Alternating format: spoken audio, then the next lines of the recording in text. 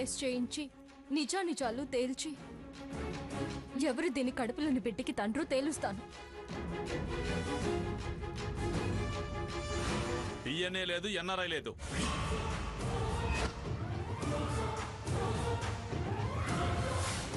ముందు దాన్ని మెడపెట్టి బయటికి గంటేకి రాని.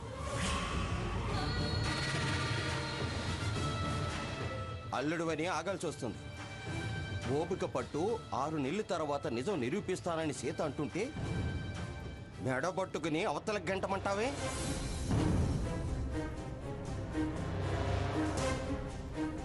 మళ్ళీ అదే మాట మాట్లాడతావే?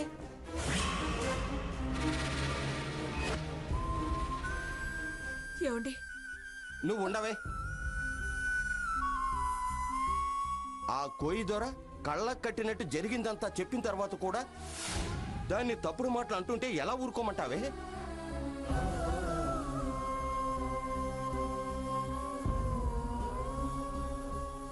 బంగారం లాంటి దాన్ని పట్టుకుని బజారుదని తిరిగిపోతానంటూ నోటుకొచ్చినట్టు మాట్లాడుతున్నాడు. ఏం మనిషి అతను?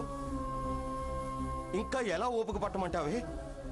పైగా దాన్ని మెడబట్టుకుని బయటికి గంటమంటున్నాడు. ఏది గంటండి చూస్తాను. వెయ్యి దాని ఒంటి మీద చేయి చూస్తాను.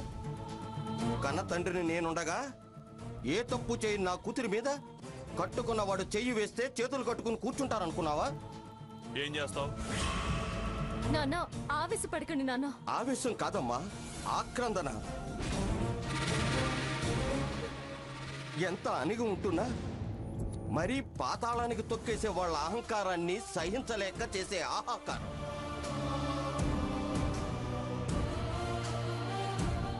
పిల్లిని కూడా గదిలో పెట్టి కొడితే ఏదో చేస్తుందంటారే, అదే ఇది.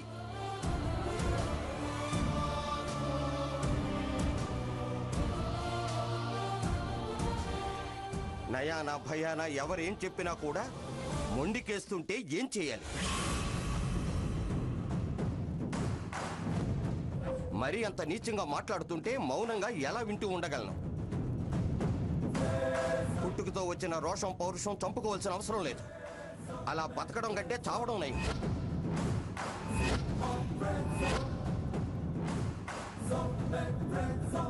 అరే, నువ్వే భర్తవి, నువ్వే నా కడుపులో బిడ్డకి తండ్రివని నిజం చెప్తున్నా చీపో అంటున్నాడే, మనిషేనా?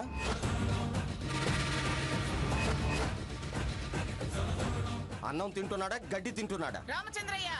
అవును, రామచంద్రయ్యనే. రామచంద్రయ్య అని అంత గట్టిగా ఒత్తొత్తి పలకాల్సిన పని లేదు.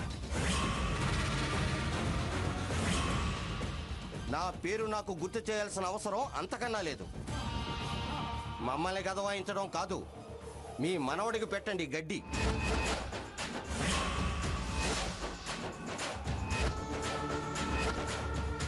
మీ మనవడికి చెప్పండి భయం. మనవడికి బుద్ధి చెప్పి దారికి తీసుకురండి. ఏమిటి అంత రెచ్చిపోయి మాట్లాడుతున్నావు? మీ మనవడు మాట్లాడిన మాటలకి గుండె గాయపడి పచ్చి పుండయింది.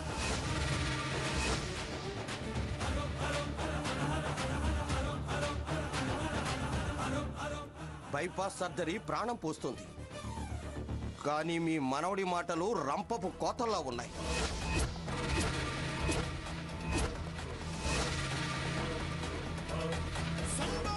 పుండు మీద కారం జల్లినట్టు బొగ్గున మండి తట్టుకోలేక ప్రతిఘటించాల్సి వస్తుంది.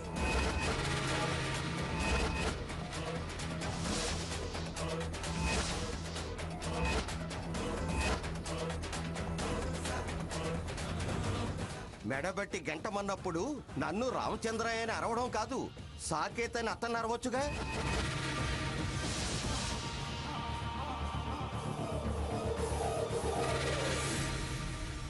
ఎవరిని ఎప్పుడు ఏమనాలో నాకు బాగా తెలుసు.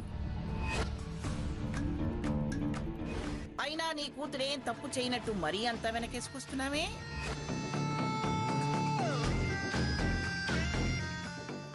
కన్నవాళ్ళని, కట్టుకున్న వాడిని, నన్ను, నా వాళ్ళని, అందరినీ నేను తప్పేనని మోసం చేయలేదు.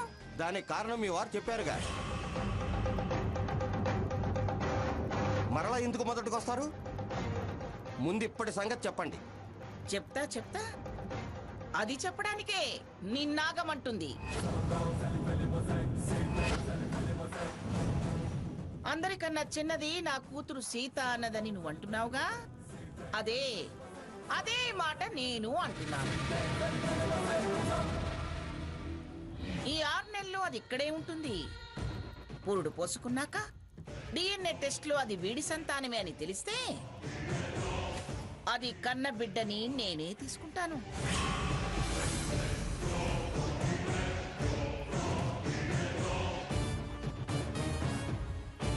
మా వంశాంకురంగా అంగీకరించి పెంచి పెద్ద చేస్తాను.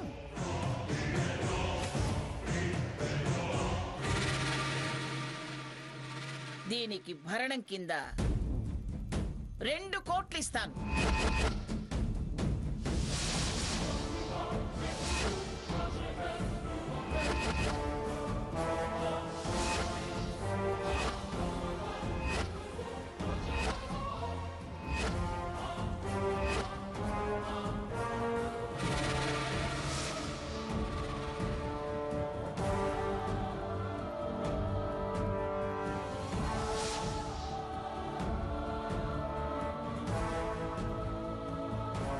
దాని బతుకు దాన్ని బతకమనండి.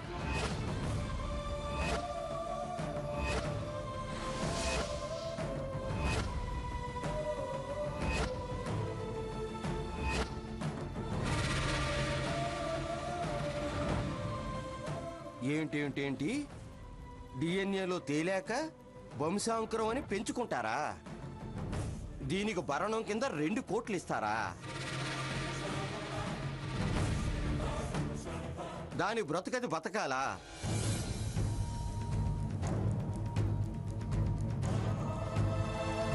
శబాష్, చాలా బాగుందమ్మా మీ తీర్పు.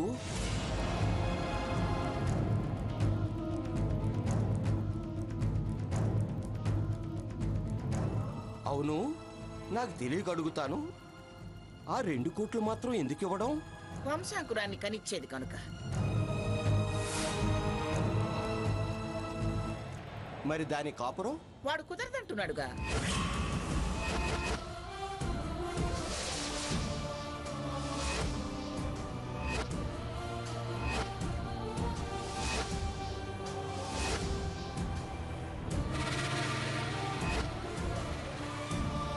మీరు అసలు పెద్ద మనిషేనా? ఏమండి? ఆగవే, ఏవండి ఏవండి అంటూ జోరీగలకు మధ్యలో దూరకు. కాపురం నిజమని నిరూపణ అయిన తర్వాత కూడా దాన్ని మెడబట్టుకుని బయటికి గెంటుతానంటారేమిటి?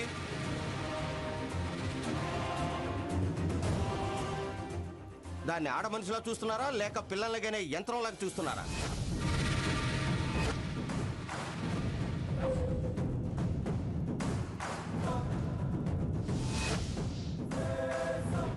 పాడి అయిపోయాక గోవుని కబేళానికి తోలు అన్నట్టుంది.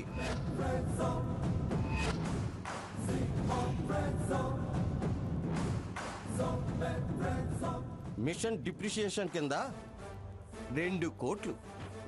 ఎంత గొప్ప మనసండి.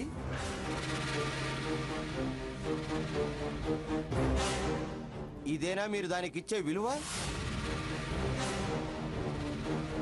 మీ వారసుడి ఖరీదు 2 కోట్లు. చూడండి, మీలా అంతా ఒకేసారి చెల్లించలేం, కానీ అంచెలంచెలుగా ముష్టెత్తిస్తాం.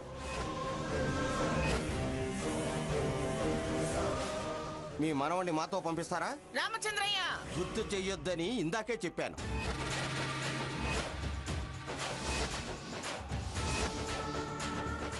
శభాష్ రామచంద్రయ్య, చాలా బాగా మాట్లాడావు.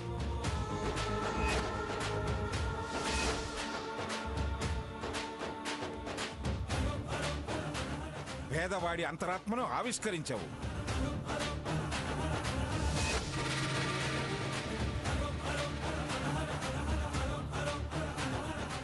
అతను అంచెలంచెలుగా అన్నాడు. ఆ 2 కోట్లు నేనిస్తాను. పంపవేయండి మనవణ్ణి.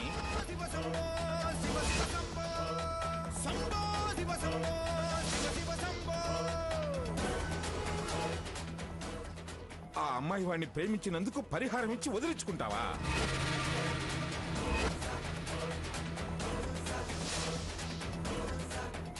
రెండు కోట్లకి నీ మనవడికి బేరం పెడతావా? ఇదేం తీర్పే?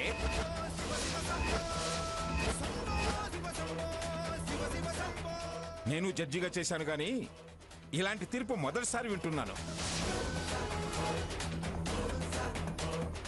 ప్రేమగా దగ్గర చేసే ప్రయత్నం చేయాలి గాని ఇలా బిడ్డలు కనిచి వెళ్ళమంటాం ఏమిటి?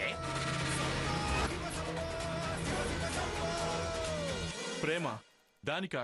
నా మీద? అంతా నాటకం.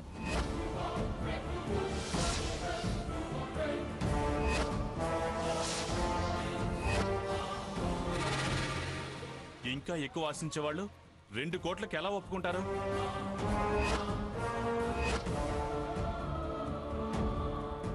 దానికి సాక్ష్యంగా మరొకరున్నారుగా. వీళ్ళకి మోసమే గాని ప్రేమ గురించి ఏం తెలుసు? సాకేత్, నువ్వెవరి గురించి మాట్లాడుతున్నావో మాకు తెలుసు.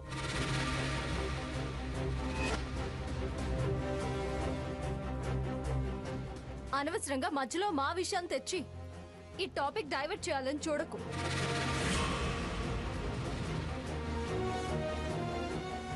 మోసం మోసం అని ఇంకొకసారి అంటే ఈ విషయాన్ని వీధిలోకి లాగాల్సి వస్తుంది.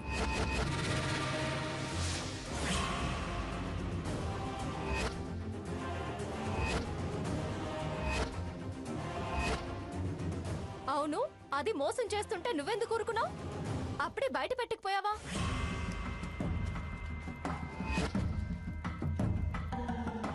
అప్పుడు నీ పరువుకి కాస్త ప్లస్ అవుతుందని దీన్ని ఉపయోగించుకున్నావు. ఇప్పుడు నిజాన్ని ఎందుకు ఒప్పుకోవడం లేదు? ఈ వంకర బుద్ధిది నాకు అవసరం లేదు. వంకర బుద్ధి నీదిరా, నీది వంకర బుద్ధి. మంగా, శిక్షలంటూ పిచ్చాంక్షలు పెట్టకు. గౌరవంగా స్వర్ణను అంగీకరించు. చచ్చినా అది ఇక్కడ ఉండటానికి వీల్లేదు.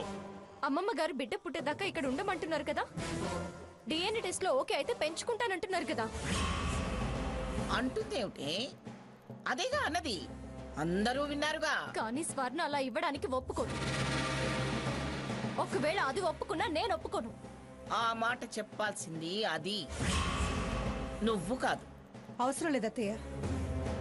నా కోడల తరపు నుంచి నేను చెప్తున్నాను. తనలా ఇవ్వదు, ఇచ్చి వెళ్ళదు. అసలు ఎప్పటికీ ఎక్కడికి వెళ్ళదు, ఇక్కడే ఉంటుంది. తన మీద నాకు నమ్మకం ఉంది.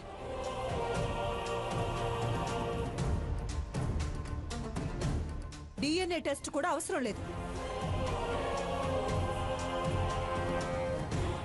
నా కోడలి గుణం ఏంటో నాకు తెలుసు. అమ్మా లక్ష్మి, ఏమిటే నువ్వు మాట్లాడేది? నిజం అత్తయ్య గారు. మీరు మీ మనవడిని ఎలా పెంచుకున్నారో నేను నా మనవడిని అలాగే పెంచుకుంటాను.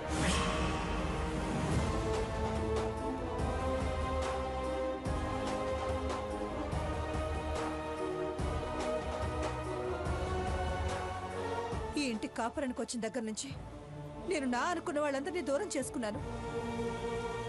నా అనుకున్న వాళ్ళ పిలుపుకి నోచుకోలేదు.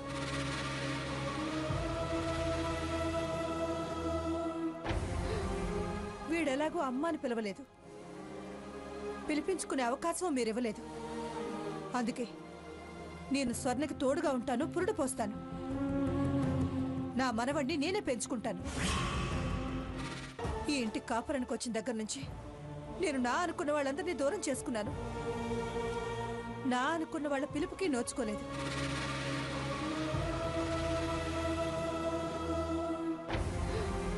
వీడెలాగో అమ్మ అని పిలవలేదు. పిలిపించుకునే అవకాశం మీరివ్వలేదు. అందుకే నేను స్వర్ణకి తోడుగా ఉంటాను, పురుడు పోస్తాను. నా మనవడిని నేనే పెంచుకుంటాను.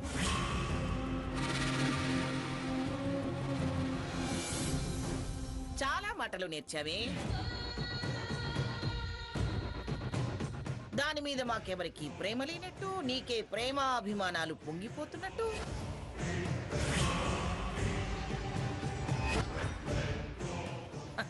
అరే రే రే రే, మేమేదో నీకు అన్యాయం చేసినట్టు దాని చరిత్రలో నీ చరిత్ర నిరికించి గొప్పగా మాట్లాడుతున్నావే.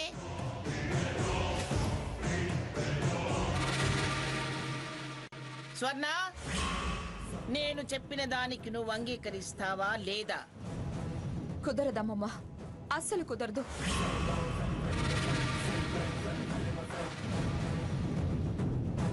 మీ మాట కుదరదు, అత్తయ్య గారి కోరిక తీరదు.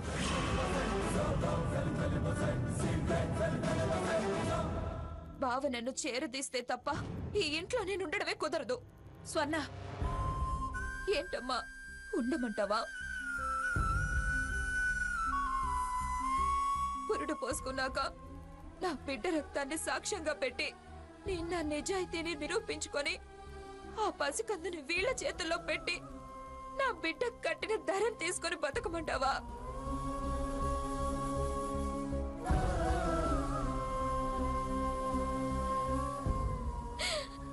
పిల్లల్ని అమ్ముకుంటే నేరవమ్మా.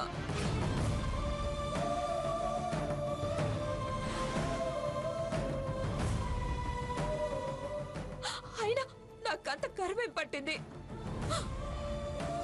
నా గుణం మీద నమ్మకం లేని వీళ్ల మధ్య ఈ 6 నెలలు మాత్రం ఎలా బ్రతకగలవు? రేపటి నుంచి ఎవడే ఆ బిడ్డకి తండ్రి అని కొత్త వేధింపులు మొదలు పెడతాడు. రేపు తన అబద్ధం బయటపడుతుందని నన్ను నా కడుపులో ఉన్న బిడ్డని ఏదో ఒకటి చేసి తను నిజం అనిపించుకునే ప్రయత్నం చేస్తాడు. ఆ ప్రయత్నం నాకు ప్రమాదం కావచ్చు. క్షణ క్షణ భయంతో ఇక్కడ బతకడం నా వల్ల కాదమ్మా.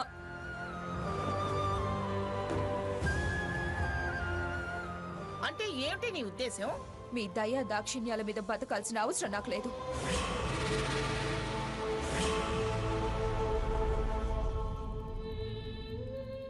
ఇక అత్తయ్య గారు, ఇప్పటి వరకు ఆవిడ్ని ఎవరూ వరుస పెట్టి పిలవలేదు. అందుకే నాన్నమ్మానో తన కొడుకు మిమ్మల్ని పిలిచే ఆ గ్రాని అన్న పిలుపు పిలిపించుకోవడం కోసం ఆరాటపడుతున్నారే కానీ నిజంగా నా మీద ప్రేమతో కాదని వారి మాటల్లోనే నాకు అర్థమైంది. సన్న, కాదన్నానని బాధపడకండి అత్తయ్య. ఏదేమైనా నేను మీ కండిషన్స్ కి ఒప్పుకోను, కాంప్రమైజ్ కాను. నా కొడుకు మిమ్మల్ని పిలిచే ఆ గ్రాని అన్న పిలుపు పిలిపించుకోవడం కోసం ఆరాటపడుతున్నారే కానీ నిజంగా నా మీద ప్రేమతో కాదని వారి మాటల్లోనే నాకు అర్థమైంది. సన్న, కాదన్నానని బాధపడకండి అత్తయ్య. ఏదేమైనా నేను మీ కండిషన్స్ కి ఒప్పుకోను, కాంప్రమైజ్ కాను. నా మీద నాకు నమ్మకం ఉంది. నేనుగా బ్రతికి నా కడుపులో ఉన్న బిడ్డను బ్రతికించుకుంటాను. కానీ పెంచి పెద్దవాణ్ణి చేస్తాను. అయినా ఆ తరంలో రఘురాం బావ, ఈ తరంలో నా బిడ్డ.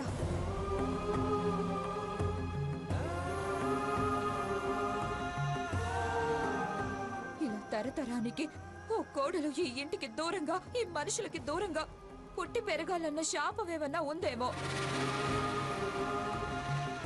ఈ ఊర్లోనే మీ కళ్ళ ముందే బ్రతికి చూపిస్తాను. వస్తా.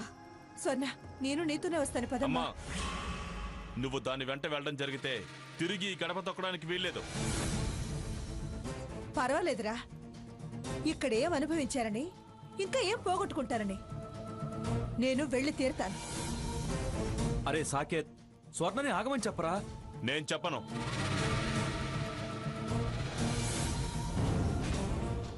వద్దత్తయ్య, మీరు రావద్దు.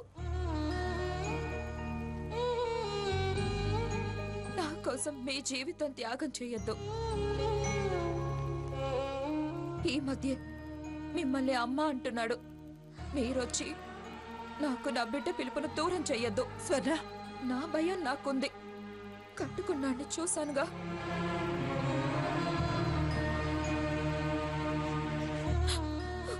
స్వర్ణ, తొందరపడికే. తొందరపడకపోతే బ్రతకనివ్వరు.